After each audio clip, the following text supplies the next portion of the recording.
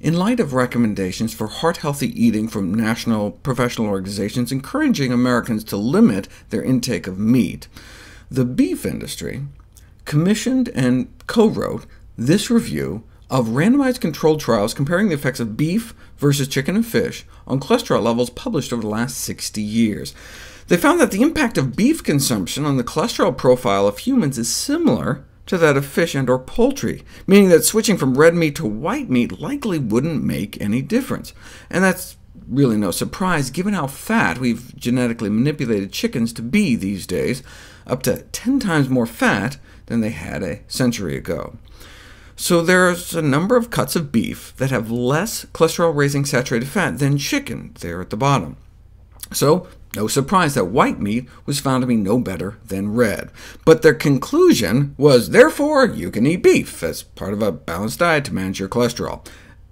That's just like the Coke versus Pepsi thing, right? Even though Coke has less sugar than Pepsi, 16 spoonfuls of sugar per bottle instead of just 15, if studies on blood sugar found no difference between drinking Coke and drinking Pepsi, you wouldn't conclude that Pepsi may be considered when recommending diets for the management of blood sugars.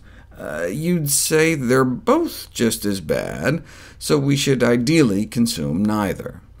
It's a standard drug industry trick to compare their fancy new drug not to the best out there, but to some miserable drug to make yours look better. Note they didn't compare beef to plant proteins, like in this study, but I was surprised as I started reading this that they found no benefit to switching to a plant protein diet either. What were they eating? Plant protein diet on the left, animal protein diet on the right. Breakfast looks OK.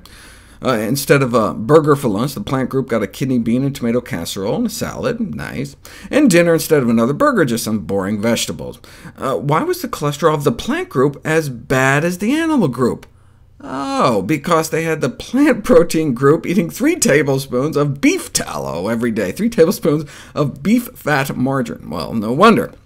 This was part of a series of studies that tried to figure out what it was about meat that was so cholesterol-raising. Was it the animal protein? Was it the animal fat? So they created these fake meat products made to have the same amount of saturated fat and cholesterol by adding extracted animal fats and cholesterol.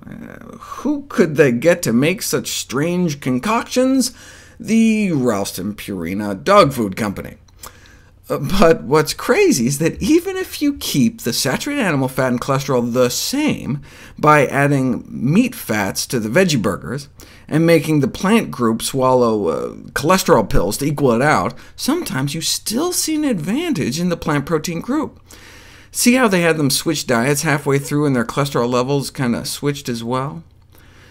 You switch people from meat to tofu, their cholesterol goes down. But what if you switch them from meat to tofu plus lard? Then their cholesterol may stay the same, though tofu and lard may indeed actually be better than the meat, since it may result in less oxidized cholesterol. So even just swapping plant protein for animal protein may have advantages.